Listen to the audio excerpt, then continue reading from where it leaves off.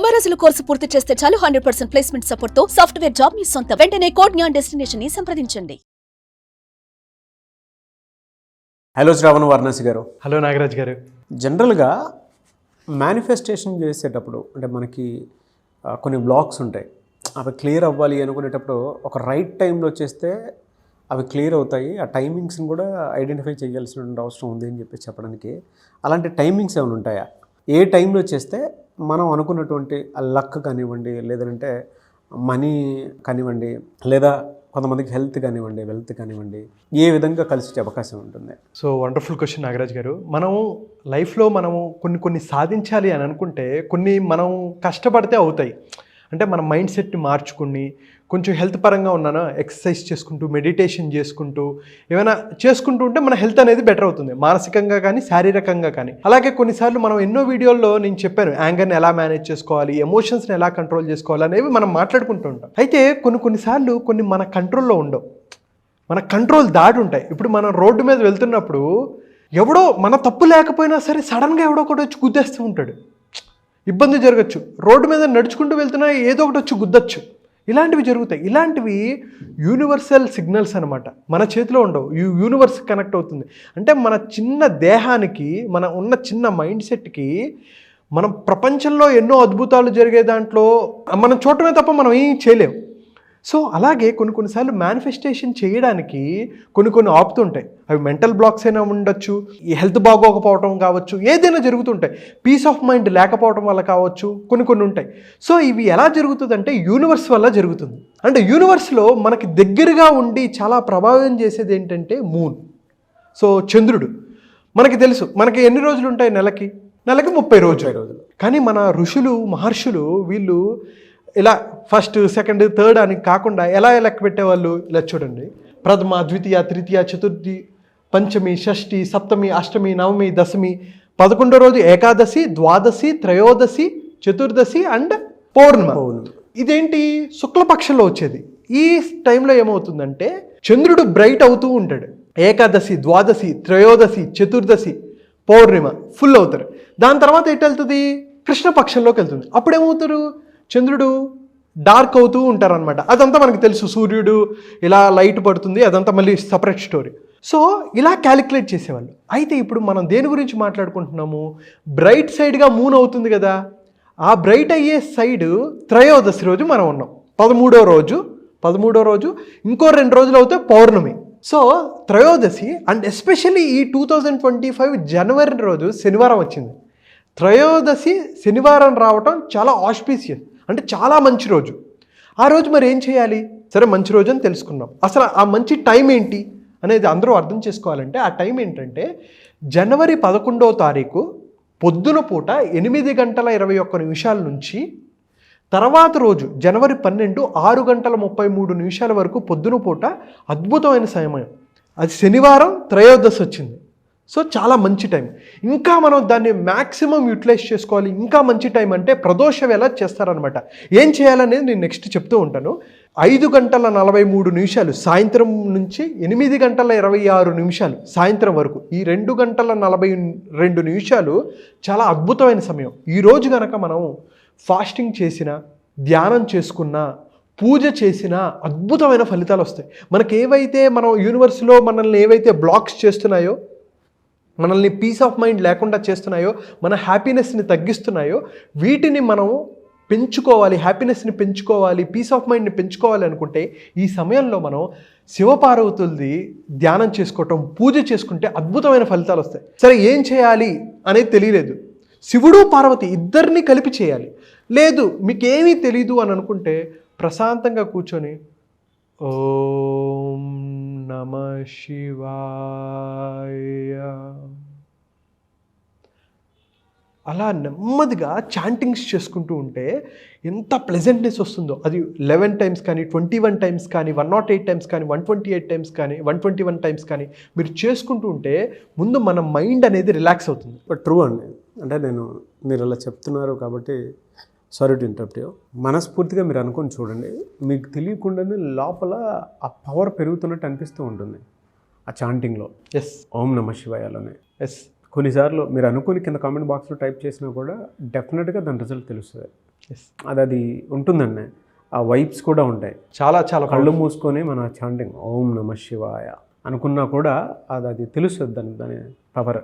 So and అలాగే మనం నవగ్రహాలు అంటూ మనం పూజలు చేస్తుంటాం. అంటే మన ఋషులు మహర్షులు చూడండి, టెలిస్కోపులు లేకుండా, అడ్వాన్స్డ్ టెక్నాలజీ లేకుండానే మనం తర్వాత కొన్ని సంవత్సరాల తర్వాత 9 ప్లానెట్లు ఉన్నాయంట. అయితే ఇందులో సూర్యుడిని చంద్రుడిని కూడా ప్లానెట్ లిస్ట్లో యాడ్ చేశారు. రాహు కేతు ఇవన్నీ ఉంటాయన్నమాట. అయితే ముఖ్యంగా కొన్ని గ్రహాలు మన మీద చూపిస్తూ ఉంటాయి. ముఖ్యంగా శని గ్రహం చాలా అంటే మనం మాట్లాడుతుంటాం సాడే శని మహర్దశ ఇట్లాంటివి మాట్లాడుతుంటాం. సో ఈ రోజు కనుక ఎప్పుడైతే శని త్రయోదశి రోజు మీరు శివుడు పార్వతులకి మీరు కనుక పూజ చేస్తే మీకు ఏదైతే శని దోషాలు ఉంటాయో, సాడే శని ఉంటాయో, శని మహర్దశ పడుతుందన్నమాట. సో ఆ రోజు మీరు అద్భుతమైన మేనిఫెస్టేషన్ చేయాలన్నా, ఒక పాజిటివ్ మైండ్ సెట్ని క్రియేట్ చేసుకోవాలనుకున్నా, పీస్ ఆఫ్ మైండ్ని పెంచుకోవాలనుకున్నా ఈరోజు చాలా మంచి రోజు. అయితే ఏం చేయాలి? మీరు గుడికి వెళ్ళి, శని ప్రభావం ఎలాంటిదంటే మన ఆబ్స్టికల్స్ని రిమూవ్ చేయగలడు.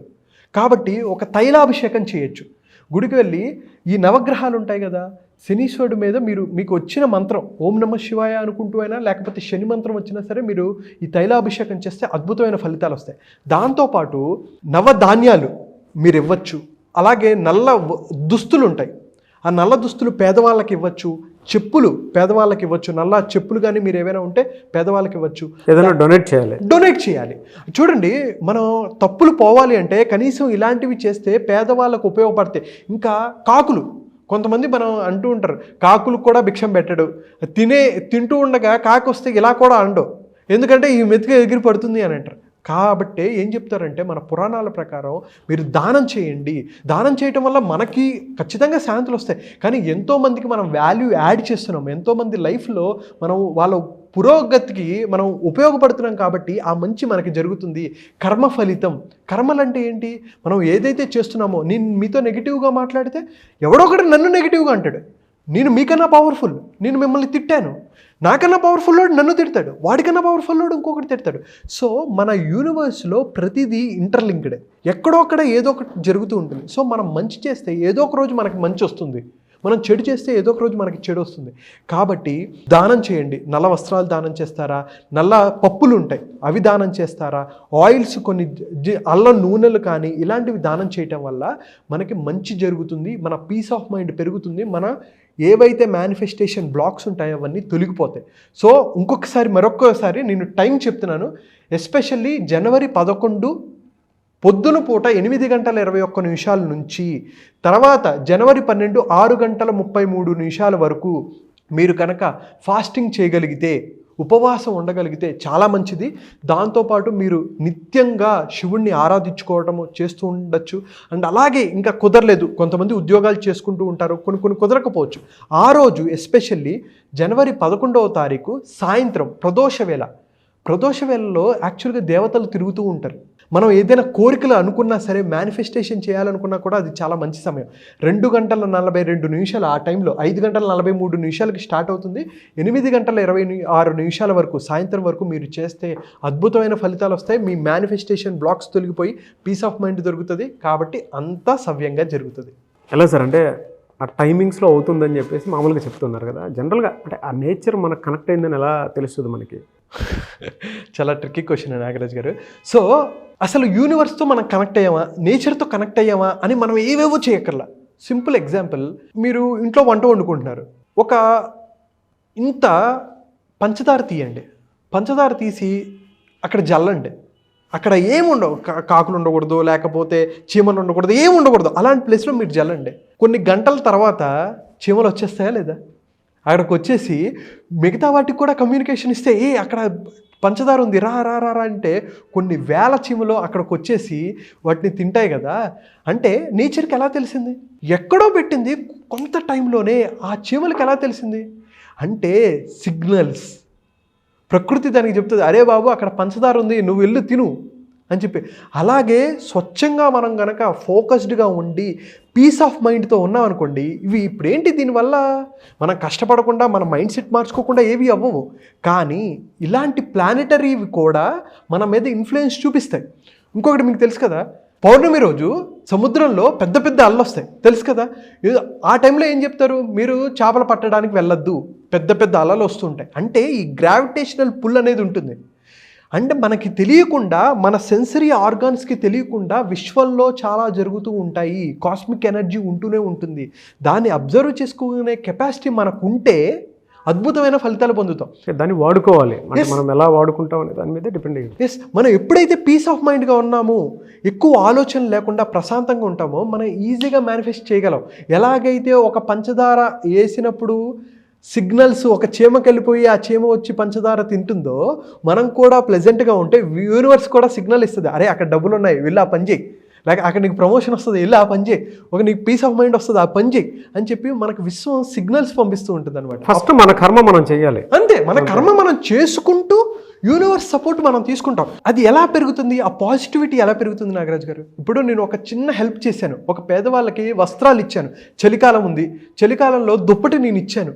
దానివల్ల ఏమవుతుంది, వాళ్ళకి నేను ఒకటి హెల్ప్ చేశాను కదా, దానివల్ల ఏంటి, నాకు ఒక హ్యాపీనెస్ పెరుగుతుంది, నా పీస్ ఆఫ్ మైండ్ పెరుగుతుంది. ఎప్పుడైతే నాకు పీస్ ఆఫ్ మైండ్ పెరిగిందో, నా ఫ్రీక్వెన్సీ లెవెల్స్ పెరిగాయి, నా ఎనర్జీ లెవెల్స్ పెరిగాయి, అప్పుడు నాకు ఈజీగా మేనిఫెస్టేషన్ జరుగుతుంది. మనం ఎమోషనల్గా ప్యూరిఫై అవ్వాలి. ఎప్పుడైతే మనం ఎమోషనల్గా ప్యూరిఫై అవుతామో ఈజీగా మనం మేనిఫెస్ట్ చేయొచ్చు. మీరు చెప్పిన దాంట్లో ఒక పాజిటివ్ థాట్ ఉంటే పాజిటివ్ వైబ్స్ మనం వెతుక్కుంటూ వస్తాయి ఎప్పటికీ కూడా.